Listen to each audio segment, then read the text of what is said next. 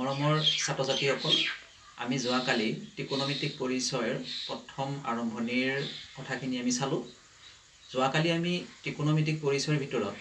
আমি 6টা ত্ৰিকোণমিতিক অনুপাতৰ বিষয়ে আমি গম পালোঁ। সাইন, কসাইন, টেনজেণ্ট, কোটেনজেণ্ট, সেকেণ্ড, কোছেকেণ্ড, এনেকৈ আমি 6টা ত্ৰিকোণমিতিক অনুপাতৰ বিষয়ে গম পালোঁ। আৰু আজি আমি ত্ৰিকোণমিতিক পৰিচয়ৰ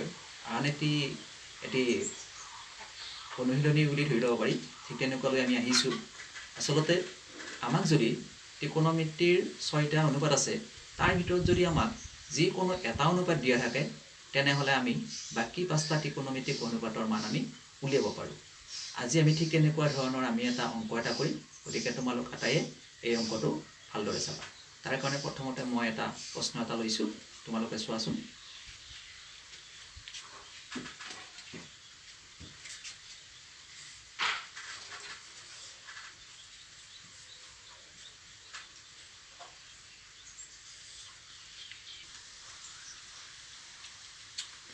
আমি এটা প্ৰশ্ন এটা ল'লোঁ। প্ৰশ্নটো হৈছে যে যদি সাইন এ সমান 12/13 হয়, তেন্তে আন 5টা ত্ৰিকোণমিতিক অনুপাতৰ মান নিৰ্ণয় কৰা। অৰ্থাৎ আমাক সাইন এৰ মানটো দিয়া আছে আৰু এই সাইন এৰ মানটো আমি ব্যৱহাৰ কৰি বাকী থকা 5টা ত্ৰিকোণমিতিক অনুপাতৰ মান আমি উলিয়াব লাগিব। এতিয়া আমি কিহৰ মান উলিয়াব লাগিব? তেতিয়াহ'লে সাইনৰ যিহেতু দিয়া আছে, তেতিয়াহ'লে আমি কছৰ মান লাগিব, টেনৰ অনুপাত লাগিব, তাৰপিছত কট লাগিব, চেক লাগিব আৰু কচেক লাগিব। অৰ্থাৎ আমাৰ সাইনক বাহিৰে বাকী 5টাৰ আমি মান উলিয়াব লাগিব। এতিয়া এইটো আমি সমাধান কৰিবলৈ গৈছোঁ। সমাধান।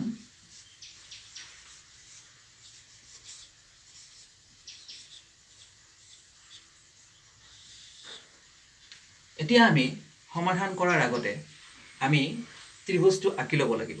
এতিয়া আমি ত্ৰিভুজটো কেনেকৈ আঁকিম? তাৰ কাৰণে তোমালোকে চোৱা, আমাক কি দিয়া আছে? Sine A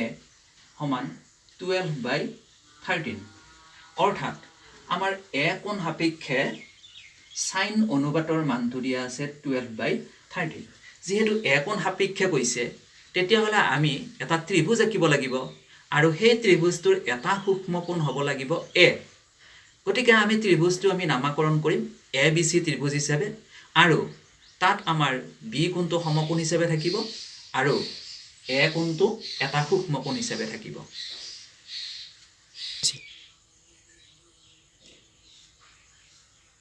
A B C, এইটো হৈছে এ বি চি সমকোণী ত্ৰিভুজ। ইয়াতে আমি বি কোণটো সমকোণ আৰু এ হৈছে এটা সূক্ষ্ম কোণ, আৰু এই কোণটো সাপেক্ষে আমাৰ সাইন অনুপাতৰ মানটো দিছে 12/13। এতিয়া আমি এই ত্ৰিভুজটো মতে আমি এই প্ৰশ্নটো আমি সমাধান কৰিবলৈ গৈছোঁ। গতিকে দিয়া আছে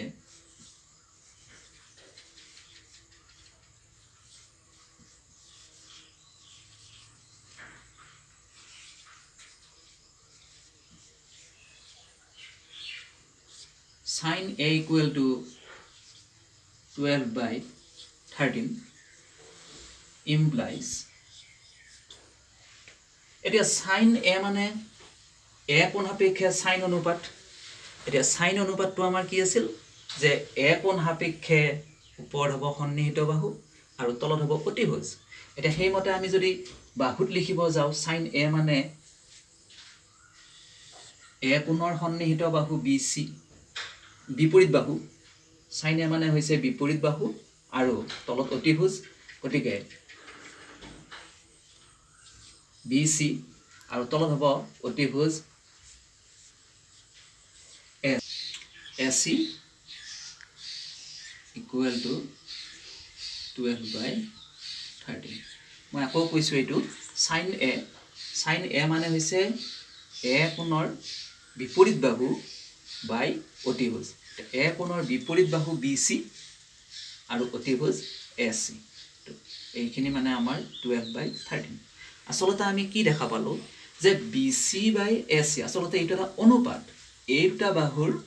অনুপাত। এই দুটা বাহুৰ অনুপাতটো হৈছে কিমান 12/13 হৈছে এতিয়া আমি কি কৰিব পাৰো যেহেতু BC আৰু AC ৰ অনুপাত মানে 12/13 তেতিয়া হলে আমি BC মানে যদি 12 কে বুলি ধৰি লও তেতিয়া হলে AC মানে হ'ব 13 কে একে BC equal to 12 কে হলে AC equal to হ'ব 13 কে যত কে এটা ধনাত্মক সংখ্যা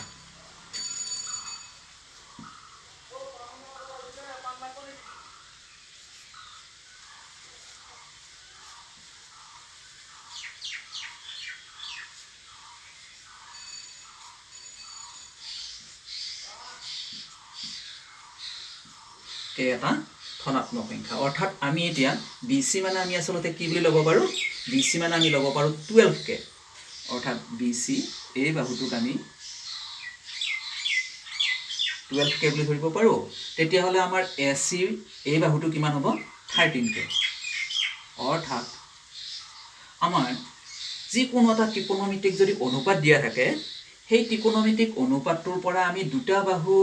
অনুপাত হিচাপে পাও গতিকে সেই দুটা বাহুক আমি এনেকৈ পাব পাৰো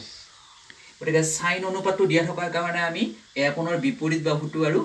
কৰ্ণটো অতিভুজটো এই দুটাক আমি পালো 12 কে আৰু 13 কে এতিয়া ইয়াৰ পিছৰ স্টেপটোত আমি কি কৰিব লাগিব যে এই ত্ৰিভুজটোত আমাৰ যিটো বাহু ৰৈ গল যিটো বাহু এতিয়ালৈকে আমি পোৱা নাই কোনটো বাহু পোৱা নাই আমি AB বাহুটোৰ মানটো আমি পোৱা নাই এতিয়া আমি কি কৰিব লাগিব এই AB বাহুৰ মানটো আমি উলিয়াব লাগিব আৰু AB বাহুৰ মানটো উলিয়াবৰ কাৰণে আমি পাইথাগোৰাছৰ সূত্ৰ ব্যৱহাৰ কৰিব লাগিব অৰ্থাৎ এই ABC সমকোণী ত্ৰিভুজত আমি এতিয়া পাইথাগোৰাছৰ সূত্ৰ ব্যৱহাৰ কৰিম পাইথাগোৰাছৰ সূত্ৰ ব্যৱহাৰ কৰি আমি AB বাহুৰ মানটো আমি উলিয়াই লম এতিয়া ABC সমকোণী ত্ৰিভুজত পাইথাগোৰাছৰ সূত্ৰ ব্যৱহাৰ কৰি পাও অৰ্থাৎ ABC সমকোণী ত্ৰিভুজত আমি এতিয়া পাইথাগোৰাছৰ সূত্ৰটো আমি লিখিম এটা তোমালোকে নিশ্চয় জানাই যে পাইথাগোৰাছৰ সূত্ৰটো কি আছিল যে পাইথাগোৰাছৰ সূত্ৰটো হৈছে অতিভুজৰ বৰ্গ সমান আন বাহু দুটাৰ বৰ্গৰ সমষ্টিৰ সমান অৰ্থাৎ এই ত্ৰিভুজটোত এতিয়া আমাৰ অতিভুজ কোনটো এই ত্ৰিভুজটোত অতিভুজ হৈছে AC গতিকে অতিভুজৰ বৰ্গ মানে হৈছে AC স্কয়াৰ সমান আন বাহু দুটাৰ বৰ্গৰ সমষ্টিৰ সমান হ'ব এইটো অৰ্থাৎ আন বাহু দুটা বুলি ক'লে কোন দুটা বাহু AB বাহু আৰু BC বাহু AB বাহুৰ বৰ্গ হলে AB স্কয়াৰ প্লাস আন বাহু এটা BC স্কয়াৰ এইটো হৈছে এই ত্ৰিভুজটোৰ কাৰণে পাইথাগোৰাছৰ সূত্ৰ এটা এই পাইথাগোৰাছৰ সূত্ৰটোৰ পৰা এতিয়া আমি যদি চাও তেতিয়া হলে ইয়াত তিনিটা বাহু জড়িত হৈ আছে আৰু এই তিনিটা বাহুৰ ভিতৰত আমাৰ কোনটো বাহুৰ মান আমি পোৱা নাই এই তিনিটা বাহুৰ ভিতৰত আমি মান নোপোৱা বাহুটো হৈছে AB বাহুটো এটা AB বাহুটো আমাৰ ইয়াতে এইটো AB টো ইয়াত আছে অৰ্থাৎ সমান চিহ্নৰ সোঁফালে আছে তেতিয়া হলে আমি AB বাহুৰ মানটো উলিয়াবলৈ যাম তাৰ কাৰণে আমি কি কৰিম সোঁফালৰ অংশটো প্ৰথমতে সেইফালে লিখি লম আৰু বাওঁফালৰ অংশটো সোঁফালে আনিম অৰ্থাৎ আমি সমান চিহ্নৰ উলট পালটকৈ লিখি লম the implies আমি লিখিব পাৰো AB square plus BC square equal to AC square আমি কিয় হালসলনি কৰিলো কাৰণ যেহেতু আমি AB বাহুৰ মানটো আমি উলিয়াব লাগে হেহে AB থকা অংশটো আমি সেইফালে লৈ ললো এটা ইয়াৰ পিছৰ স্টেপটোত আমি কি কৰিম যে ইয়াৰ পৰা আমি AB স্কয়াৰটো ৰাখিম ৰাখি এই BC স্কয়াৰটো আমি সমান চিহ্নৰ এইফালে আনিম আৰু আনিলে প্লাস আছিল এইফালে লিখি মাইনাস হৈ যাব তে আমি AB square plus BC square equal to AC square পৰা আমি কি পাম এতিয়া তে implies AB square টো ৰাখিলো সমান হ'ব to AC square আৰু এইটো ইফালে আহিলে minus BC square implies AB square equal to AC square এটা AC এর মানটো আমাৰ কিমান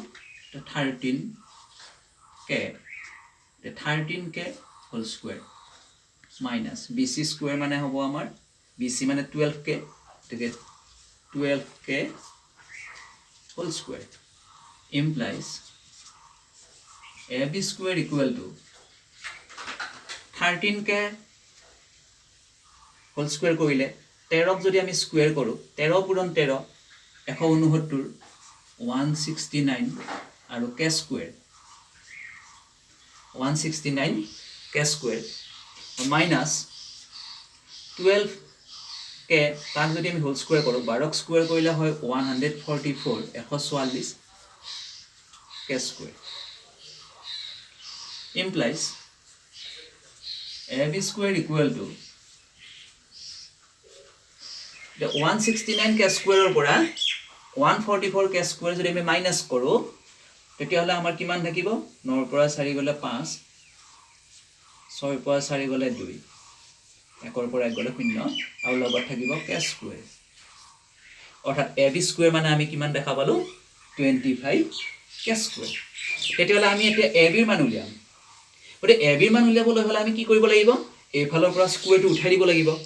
আৰু এইফালৰ পৰা যদি আমি স্কোয়াৰ উঠাও তেতিয়া হলে এইফালে আমি বৰ্গমূল ল'ব লাগিব আৰু তোমালোকে এটা কথা নিশ্চয় জানা যে যেতিয়া আমি কোনোবা এটা সংখ্যাৰ বৰ্গমূল ল'ব লগিয়া হয় স্কোয়াৰ উঠোৱাৰ পিছত বৰ্গমূল ল'ব লগিয়া হলে আমি প্লাস মাইনাস চিন দিব লগিয়া হয় অৰ্থাৎ আসলতে AB ৰ মান আমি এই মতে আমি দুটা মান পাম এটা পাম আমি ধনাত্মক হিচাপে এটা ঋণাত্মক হিচাপে কিন্তু যেহেতু AB টো আসলতে কি বুজাইছে AB টো বুজাইছে এটো এটা বাহুৰ মাপ আৰু বাহুৰ মাপ কেতিয়াও ঋণাত্মক হ'ব নোৱাৰে গতিকে আমি AB ৰ মানটোৰ ক্ষেত্ৰত আমি কেৱল ধনাত্মক বৰ্গমূলটোহে আমি ইয়াতে বিবেচনা কৰিম গতিকে implies AB equal to বৰ্গমূল 25 k স্কয়াৰ আমি ইয়াত অকল ধনাত্মক বৰ্গমূলটো আমি বিবেচনা কৰিছো implies AB equal to এটা আমি যদি বৰ্গমূল লও 25 ৰ বৰ্গমূল তোমালোকে জানা 5 আৰু k স্কয়াৰৰ বৰ্গমূল হ'ব k আমি কি দেখিলো যে AB ৰ মানটো আমি দেখা পালো 5k অৰ্থাৎ আমি এই AB বাহুৰ মানটো আমাৰ ওলাই গল 5k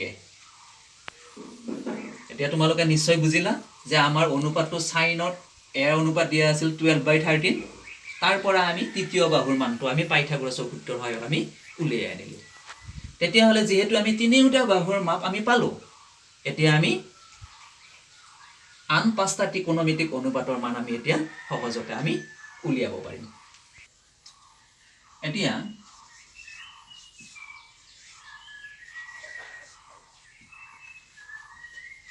আমাৰ যেহেতু sin a ৰ মানটো দিয়া আছে গতিকে আমাৰ আন পাঁচটা উলিয়াবলৈ হলে এবাৰ আমি প্ৰথমতে উলিয়াব লাগিব sin ৰ পিছতে cos অৰ্থাৎ এতিয়া আমি cos a উলিয়াম cos a cos a হলে আমাৰ কি হ'ব a কোণৰ সন্নিহিত বাহু আৰু তলত অতিভুজ এতিয়া a কোণৰ সন্নিহিত বাহু হৈছে AB by অতিভুজ AC cos a মানে হ'ব AB by AC আমি যদি মানখিনি বহুৱাও AB মানে আমি কিমান দেখিলো 5k AC মানে হৈছে 13k সমান এটা দুই ফালৰ পৰা k দুটা আমি কেনসেল কৰিব পাৰো যেহেতু k এটা অশূন্য সংখ্যা গতিকে এটোত আমাৰ থাকিব 5/13 অৰ্থাৎ cos a ৰ মানটো আমি পালো 5/13 cos a হল এবাৰ আমি tan a উলিয়াম tan a গতিকে tan a উলিয়াওতে আমাৰ tan a ৰ সূত্ৰটো আমি জানো যে a কোণৰ বিপৰীত বাহু আৰু তলত হ'ব a কোণৰ সন্নিহিত বাহু গতিকে a কোণৰ বিপৰীত বাহু মানে BC আৰু a কোণৰ সন্নিহিত বাহু মানে AB তে BC ৰ মান আছে আমাৰ 12k আৰু AB ৰ মান আছে আমাৰ 5k এইটোৰ পৰা আমি পাম 12/5 এইবাৰ আমি cos a কে উলিয়াম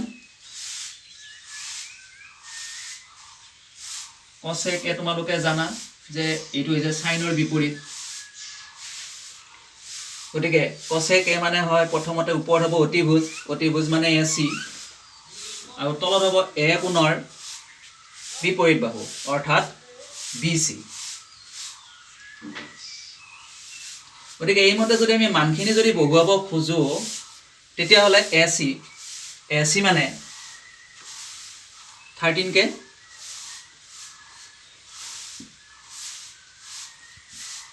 AC মানে হৈছে 13k আৰু BC মানে হৈছে 12k 13k by 12k এটোৰ পৰা আমি পাম 13 by 12 আৰু লগে লগে মই সাইনৰ মানটো দিয়া আছিল 12 by 13 আৰু আমি জানো যে সাইনৰ বিপৰীত হৈছে cosec সেই কাৰণে আমি 12 by 13 আছিল কাৰণে 13 by 12 পাই গৈছো cosec এবাৰ আমি পাম sec এইটো হৈছে আমাৰ cos এৰ বিপৰীত sec মানে হৈছে অতিভুজ আৰু তলত হ'ব a কোণৰ সন্নিহিত বাহু AB এইটো sec এটো কিহৰ বিপৰীত তোমালোকে জানা এইটো cos এৰ বিপৰীত cos A AB by AC আছিল সেই কাৰণে এটা sec মানে আমাৰ AC by AB হৈ গল আৰু সেই মতে মানখিনি যদি আমি লিখিব খুজো 13k by 5k 13 by 5 এইটো cosৰ বিপৰীত ওলাইছে 5 by 13 by 5 আৰু এটা আছে আমাৰ cot a তো কিহৰ বিপৰীত তোমালোকে জানা 10 ৰ বিপৰীত cot a মানে হৈছে ওপৰত হ'ব a কোণৰ সন্নিহিত বাহু AB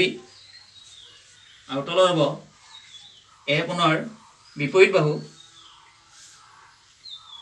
BC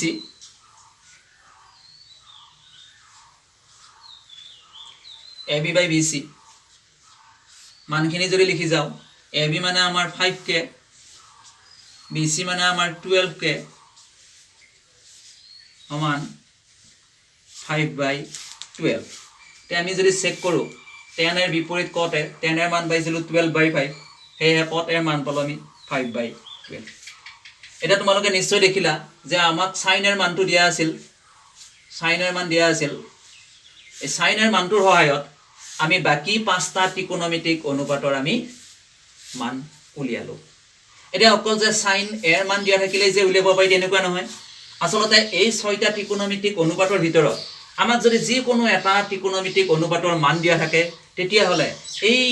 প্ৰসিডিউৰ মতে এই নিয়ম মতে আমি আসলতে গোটেই কেইটা ত্ৰিকোণমিতিক অনুপাতৰ মান আমি উলিয়াব পাৰো গতিকে তোমালোকে নিশ্চয় এইখিনি আয়ত্ত কৰিব পাৰিছা গতিকে মই এটা তোমালোকক দুটা ঘৰুৱা কাম দিছো ঠিক একে নিচিনাকৈ মই দিম তোমালোকে এইকেইটা নিয়াকে কৰিবা এ তোমালোকৰ কাৰণে মই এই দুটা প্ৰশ্ন দিছো